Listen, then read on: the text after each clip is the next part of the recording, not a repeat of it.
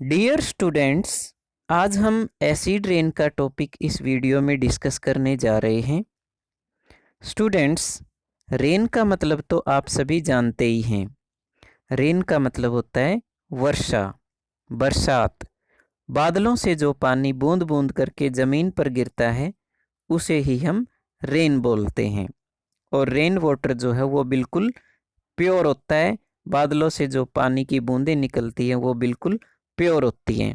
लेकिन जब ये पानी की बूंदें नीचे ज़मीन पर आती हैं तो रास्ते में उन पानी की बूंदों के साथ एसिड चिपक जाता है। और ये जो एसिड है ये हवा में पाया जाता है।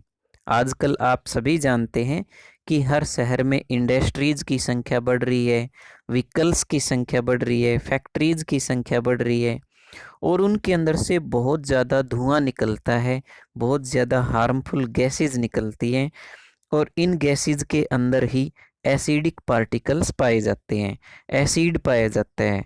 और ये जो एसिड है ये धुएं के साथ मिलकर हवा में चला जाता है, हवा में मिक्स हो जाता है। लेकिन जब बरसात आती है तो उस समय जो हवा में एसिड एसिड होता है, जो एसिडिक पार्टिकल्स होते हैं वो रेन वाटर में डिजोल्व हो जाते हैं और फिर रेन वाटर के साथ ज़मीन पर आ जाते हैं। तो रेन वाटर जो है वो पोल्यूटेड हो जाता है और इसी को हम एसिड रेन बोलते हैं। तो अगर आपसे एसिड रेन की डेफिनेशन पूछी जाए तो स्टूडेंट्स आप इस तरह से बता सकते हैं। यहाँ देखिए, the rain becomes acidic when carbon dioxide gas, sulphur dioxide gas, nitrogen dioxide gas dissolve in rain drops. मतलब हमारे आसपास हवा में बहुत सी हार्मफुल गैसेज होती हैं और ये हार्मफुल गैसेस जैसे कि कार्बन डाइऑक्साइड गैस है, सल्फर डाइऑक्साइड गैस है, नाइट्रोजन डाइऑक्साइड गैस है, ये सभी हवा में रहती हैं और ये फिर रेन वाटर के अंदर मिक्स हो जाती हैं जिसकी वजह से रेन वाटर एसिडिक हो जाता है। तो यहाँ पिक्चर में देखिए, आपको दिखाया गया है, यहाँ लिखा हुआ है NO2 SO2। NO2 मतलब नाइट्रोजन डाइऑक्साइड और SO2 मतलब सल्फर डाइऑक्साइड गैस। ये गैसेस इंडस्ट्रीज़ के अंदर से निकलती हैं और फिर जब बरसात आएगी तो बरसात के पानी में मिक्स होके ये एसिड बना लेती हैं। तो ये देखिए पिक्चर में दिखाया गया है कि यहाँ से गैस निकल रही है एसिड जो फैक्ट्रीज हैं उनमें से, और जब बादलों से बरसात आएगी तो उस समय हवा में जो एसिड है वो उस पानी को एसिडिक बना देता है। यहाँ देखिए, ये पिक्चर में दिखाया गया है कि सल्फर डाइऑक्साइड गैस और नाइट्रोजन डाइऑक्साइड गैस ये हवा में है और जब बादलों से पानी नीचे गिरता है तो वो जो गैसेज हैं जिनमें एसिड है वो रेन वाटर में मिक्स होके एसिड रेन बना देता है।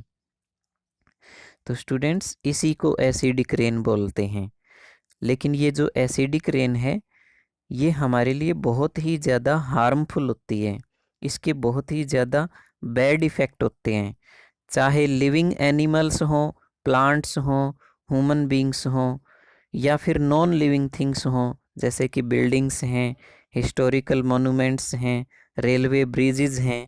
इन सभी के ऊपर एसिड रेन का बैड इफ़ेक्ट होता है।